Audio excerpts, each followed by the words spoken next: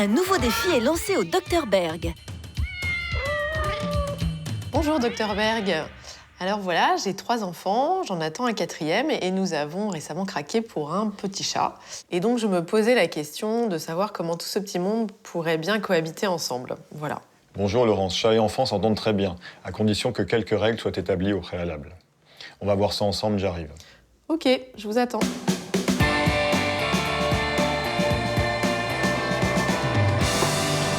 Bonjour Dr Berg, vous allez bien? Oui, très bien, merci. Allez, on y va. Bonjour les enfants. Je vous présente Jules, Eugénie, Sidonie et Corsica. Eh bien, ça vous fait de belle famille. Oui. Alors, quelques rappels avec votre chat, quelques règles à établir. Je le répète souvent, mais le chat n'est pas un animal social, c'est un animal territorial. Ça veut dire qu'il ne faut pas forcer les contacts. Vous venez d'avoir ce chat, donc vous avez envie de le caresser, de le tenir, de le garder avec vous dans vos bras.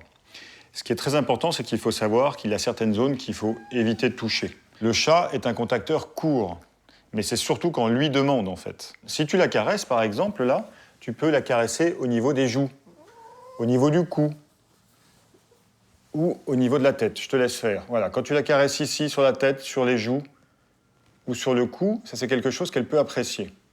En revanche, ce qu'elle aimera moins, c'est qu'on la caresse dans le bas du dos, ici. Ou alors, qu'on lui tire la queue, ou qu'on lui touche les pattes. Ça, ce sont des zones que le chat ne tolère pas trop. Et voilà, on voit qu'elle n'a pas du tout envie.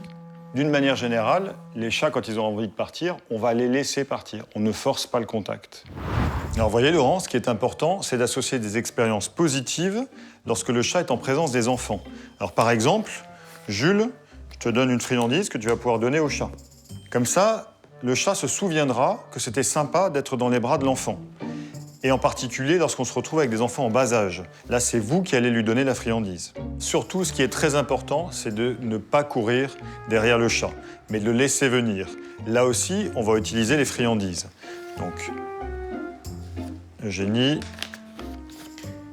Et puis, on va se mettre accroupi pour la faire venir. Et on peut lui mettre sous le nez. Et on va rapprocher de plus en plus les friandises à côté de nous. Et lorsqu'elle est très proche, on peut commencer à la caresser un petit peu sans insister. Juste un petit peu au niveau de la tête.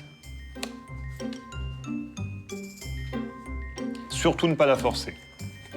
Alors on voit qu'elle s'habitue à votre contact. Elle va avoir de moins en moins peur et elle se souviendra de ses expériences positives avec vous.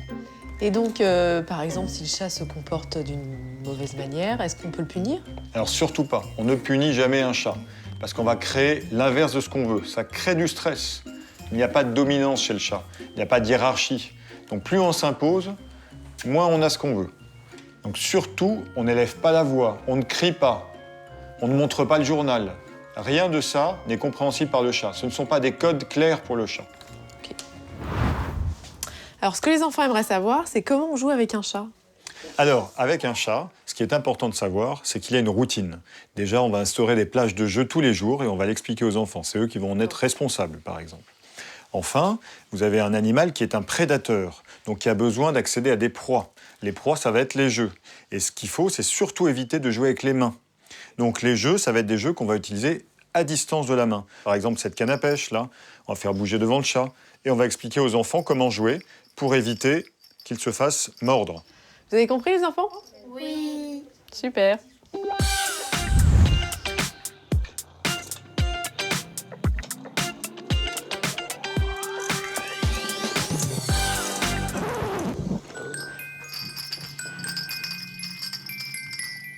Vous n'avez vraiment pas de chance, les filles, parce que vous voyez, là, c'est l'heure de sa sieste. Elle n'a vraiment pas envie de jouer.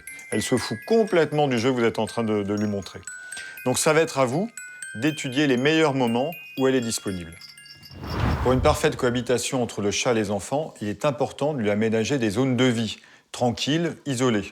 Par exemple, la zone de repos qu'on peut mettre ici en hauteur sur la bibliothèque. Ainsi, le chat sera tranquille et pourra s'isoler des enfants. Ensuite, on va aménager la zone de litière et de prise de nourriture. Et alors, pour les gamelles, vous les avez installées où ? Juste ici. Ah oui, effectivement. Alors là, c'est vraiment dans une zone de passage et les enfants vont tout le temps passer par ici D'accord. pour aller à la poubelle, par exemple. L'idéal, ce serait de mettre en hauteur, dans un endroit tranquille. Moi, je vous propose, par exemple, ici, sur cette zone, dans la cuisine. Sur la paillasse de la cuisine. Oui, alors, C'est pas très hygiénique. je comprends que ce ne soit pas le meilleur endroit pour vous, mais les enfants en bas âge ne pourront pas y accéder et l'embêter quand elles Bien mangent. sûr. Et pour la litière? On l'a mise ici, juste sur la terrasse, parce qu'en ce moment il fait beau, donc on laisse la vitre ouverte et c'est D'accord. facile, quoi. Bon, c'est parfait parce que là, c'est un endroit tranquille, entre deux pots de fleurs. Les enfants ne vont pas passer tout le temps, donc la minette pourra être isolée des enfants. En revanche, lorsque la fenêtre sera fermée, il faudra trouver un autre coin tranquille à l'intérieur de la maison. Ok. Allez. Bon, parfait.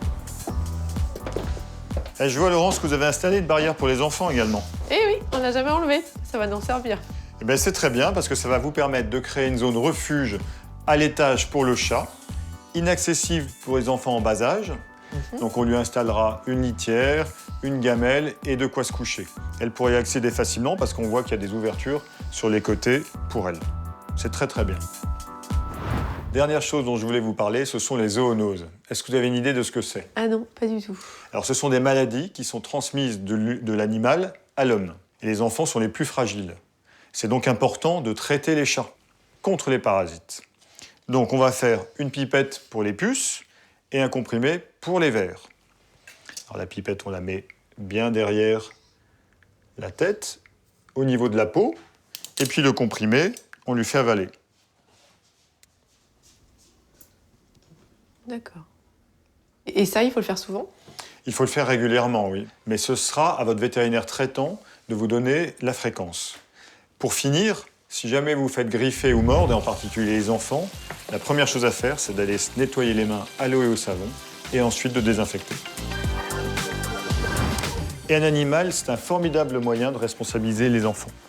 Maintenant, c'est à vous de jouer pour répartir les tâches entre chacun. Ok, merci beaucoup, docteur. À bientôt. Au revoir. Au revoir. Au revoir, Sidonie. À bientôt.